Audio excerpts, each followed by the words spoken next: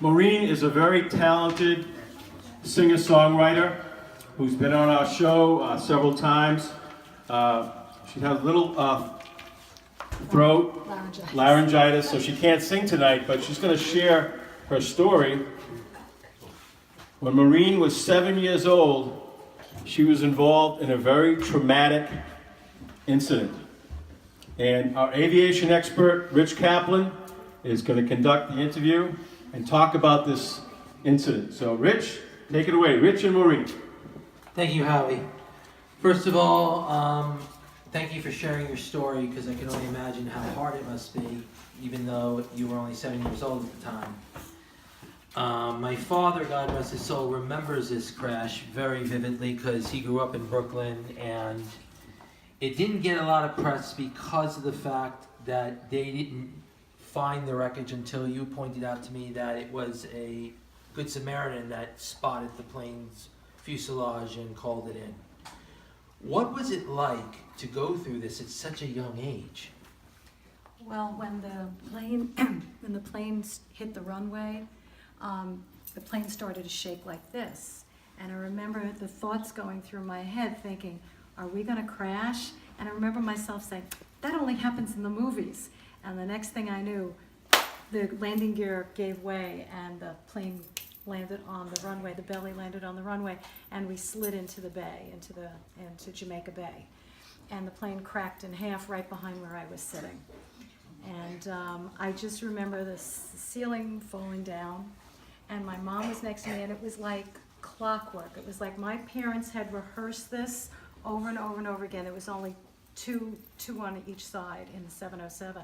So my dad was up in the second row. We were like in the seventh. And my mom just leaned over. She undid my seatbelt. By that time, my dad had reached over the pile of debris in the aisle, took me in his arms, gave me to the steward, who is now in the mud, and took me out. But it was like, you had to see them. It was like this clockwork that they had rehearsed. Nobody said anything. Nobody was yelling. It was so calm. It was just amazing. And of course, it was raining. It was pouring that night. They had closed the airport, I believe. And for whatever reason, the pilot decided to bring us in after diverting us to Dulles Airport because there was something wrong with the landing gear. And he decided to take off again and bring us to Kennedy. And then we were gated in. The parkway was right there, and we were fenced in. And they lost us on radar, so somebody driving by happened to see the plane. And he pulled over, he threw blankets over the fence, and he went and he got the firemen and the police, and they had to cut us out with wire cutters to get us out. Now, for those not familiar, the 707 is a 4-engine jetliner. It was like state-of-the-art for its time. Pan Am flew it immensely. In fact, I think it was a Pan Am jet that you were on. Mm-hmm. What fascinates me is how eerily similar the wreckage is to Avianca Flight 52, if you're familiar with Flight 52 at all. No. Okay, this was the crash in Cove's Neck, Long Island, back in... The one that ran out of gas? The one that ran out of gas, exactly. Same type of aircraft. If we can take a look at the pictures, and my videographer could take a look, we can show the wreckage.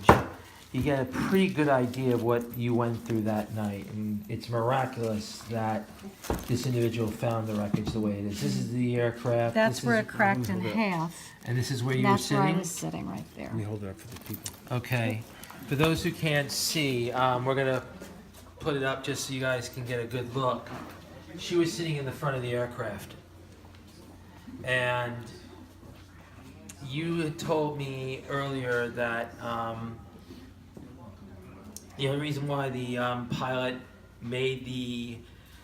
left Dulles was because there were diamonds on the aircraft. That was a rumor, and we're not sure if it was true, but there was no reason on God's earth why he should have left Dulles Airport if they... Maureen, what year was this? 64.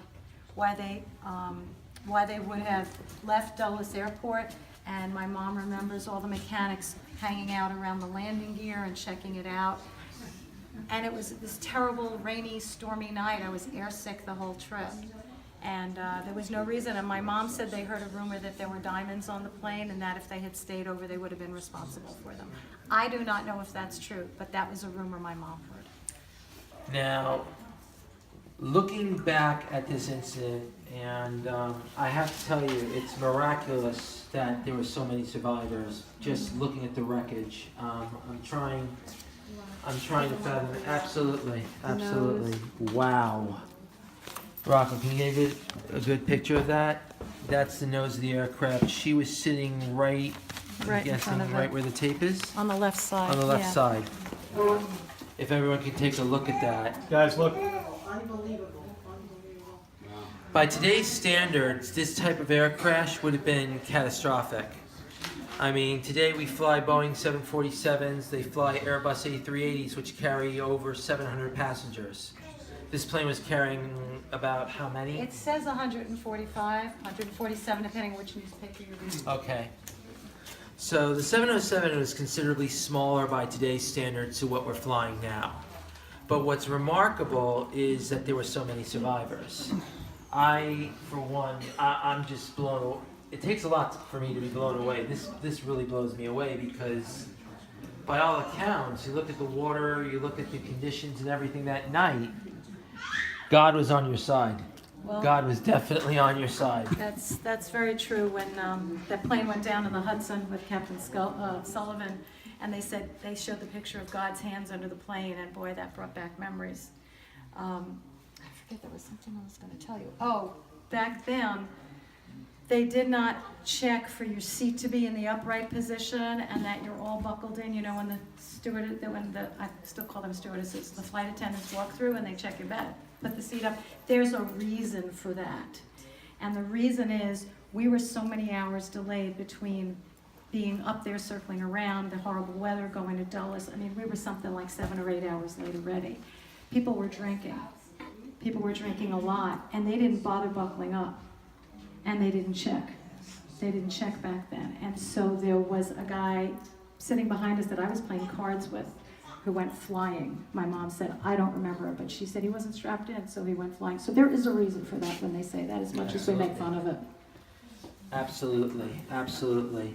I think what we learn, I say this all the time as an aviation expert, every crash, you learn something from it. You gain valuable data from each crash. I mean, a good example is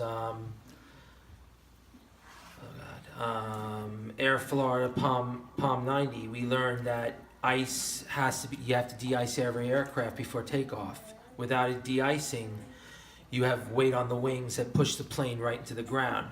We were talking earlier and we alluded to the possibility of wind shear. Do you believe that may have played a part?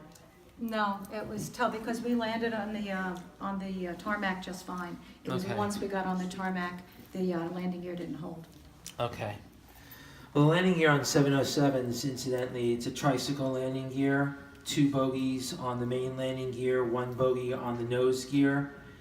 Back then, Boeing, interesting story on how they came up with the design for that landing gear.